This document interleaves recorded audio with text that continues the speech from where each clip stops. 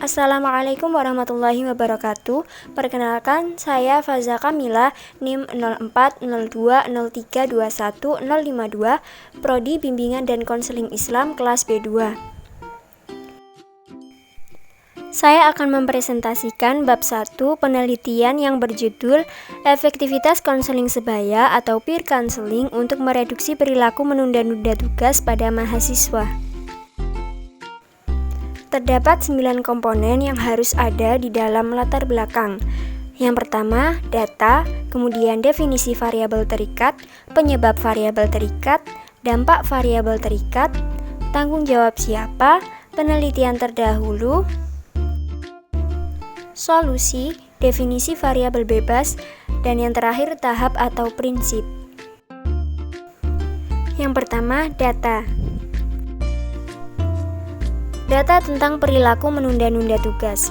Hasil penelitian Bruno menunjukkan bahwa sekitar 60% mahasiswa menunda-nunda tugasnya. Bahkan perilaku tersebut telah dianggap sebagai kebiasaan dalam kehidupan mahasiswa. Penelitian Ellis dan Knaus juga menunjukkan bahwa 80 hingga 95% dari mahasiswa terlibat dalam perilaku menunda-nunda tugas dan hampir 50% mahasiswa melakukannya secara konsisten. Burka and Yuan memperkirakan 75% mahasiswa menunda-nunda tugasnya, dengan 50% dari mahasiswa melaporkan bahwa mereka melakukannya dengan konsisten dan menganggapnya sebagai masalah.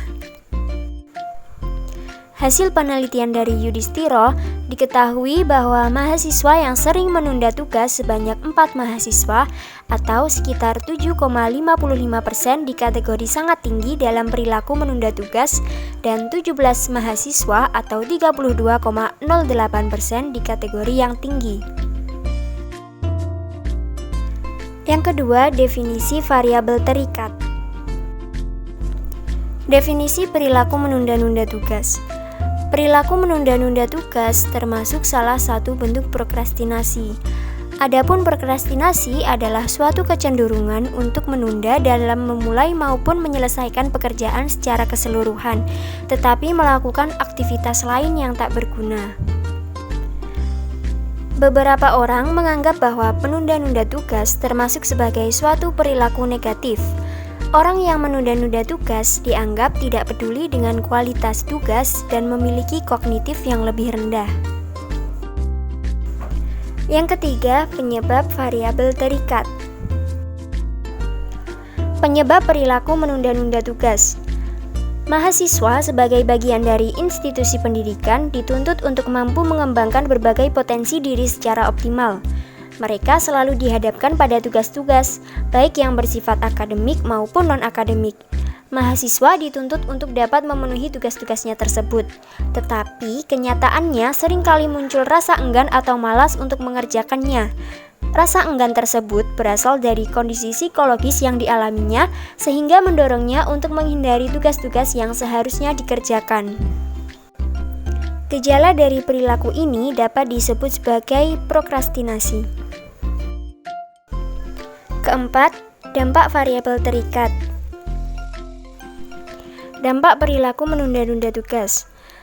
Dampak yang terjadi akibat menunda-nunda tugas seringkali tidak menjadi perhatian khusus bagi sebagian mahasiswa.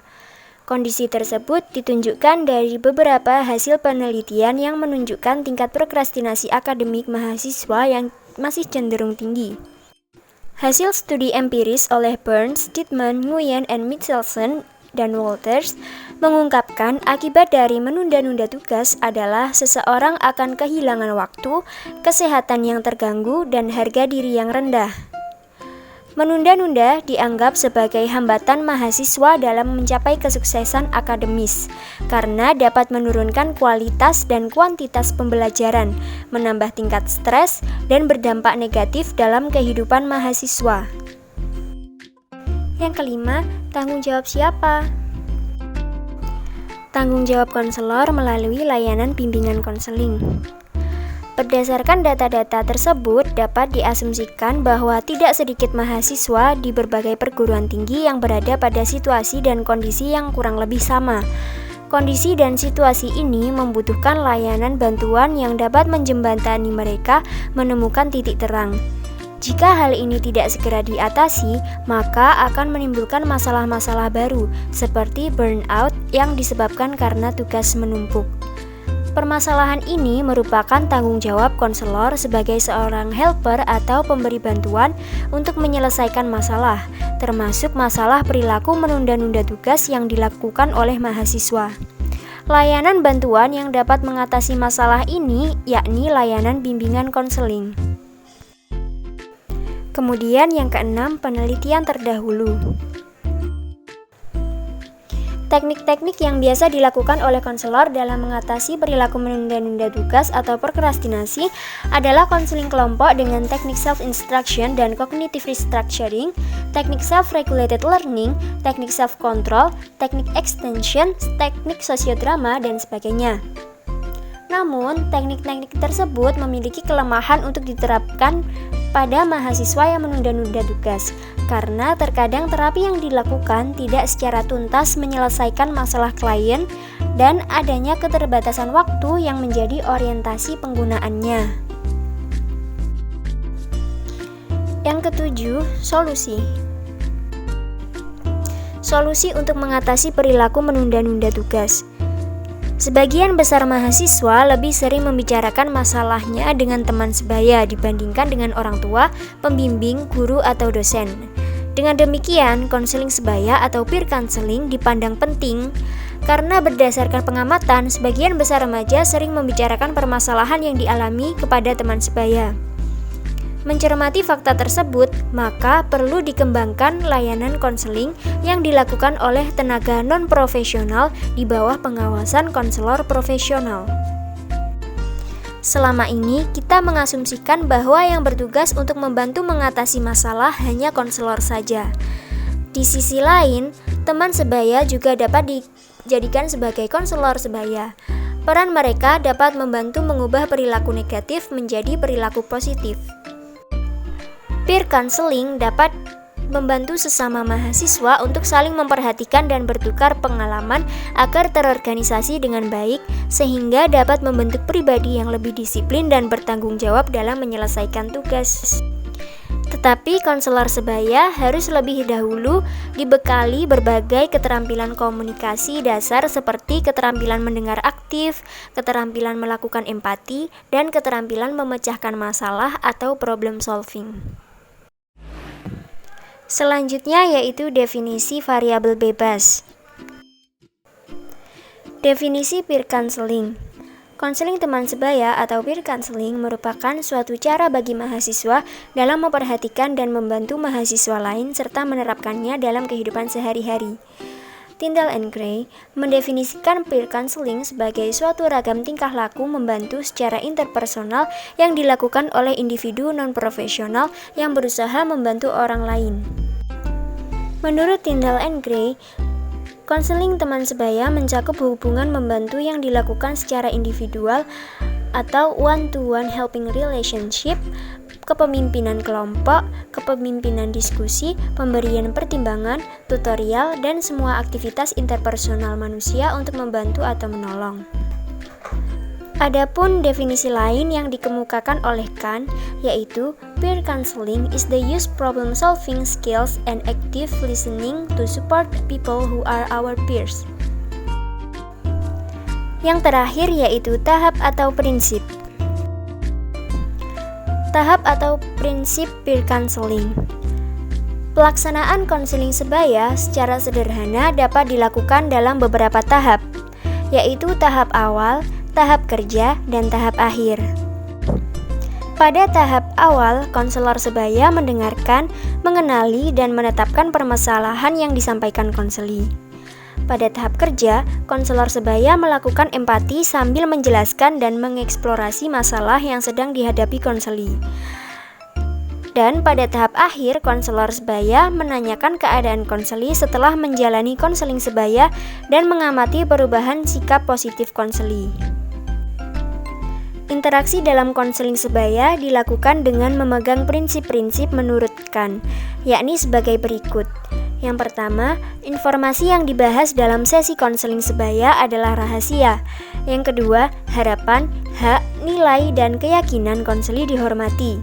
Yang ketiga, tidak ada penilaian dalam sesi konseling sebaya. Yang keempat, pemberian informasi dapat menjadi bagian dari konseling teman sebaya, sedangkan pemberian nasihat tidak. Yang kelima, teman yang dibantu bebas untuk membuat pilihan dan kapan akan mengakhiri sesi konseling. Keenam, konseling sebaya dilakukan atas dasar kesetaraan. Yang ketujuh, setiap saat konseling membutuhkan dukungan yang tidak dapat dipenuhi melalui konseling teman sebaya, dia dialih tangankan kepada konselor ahli, lembaga, atau organisasi yang tepat. Yang kedelapan, kapanpun membutuhkan, konseling memperoleh informasi yang jelas tentang konseling teman sebaya, tujuan, proses, dan teknik yang digunakan dalam konseling teman sebaya sebelum memanfaatkan layanan tersebut. Yang terakhir, segala keputusan akhir yang diambil konseli berada pada tangan dan tanggung jawab konseli. Untuk rumusan masalah penelitian, yang pertama, bagaimana perilaku menunda-nunda tugas pada mahasiswa? Kedua, bagaimana cara mereduksi perilaku menunda-nunda tugas pada mahasiswa menggunakan konseling sebaya atau peer counseling? Dan yang terakhir, bagaimana efektivitas konseling sebaya atau peer counseling dalam mereduksi perilaku menunda-nunda tugas pada mahasiswa? Tujuan penelitian yang pertama yaitu mengetahui perilaku menunda-nunda tugas pada mahasiswa. Yang kedua, mengetahui cara mereduksi perilaku menunda-nunda tugas pada mahasiswa menggunakan konseling sebaya. Dan yang terakhir, mengetahui efektivitas konseling sebaya untuk mereduksi perilaku menunda-nunda tugas pada mahasiswa. Selanjutnya, manfaat penelitian. Adapun manfaat teoritis dari penelitian ini adalah penelitian ini diharapkan dapat memberikan wawasan tentang efektivitas konseling sebaya dalam mereduksi perilaku menunda-nunda tugas pada mahasiswa. Adapun manfaat praktisnya yaitu penelitian ini diharapkan dapat menjadi referensi terkait pelaksanaan bimbingan dan konseling dalam mendukung pencapaian kegiatan konseling sebaya untuk mengurangi perilaku menunda-nunda tugas pada mahasiswa. Sekian presentasi dari saya dan terima kasih atas perhatiannya. Wassalamualaikum warahmatullahi wabarakatuh.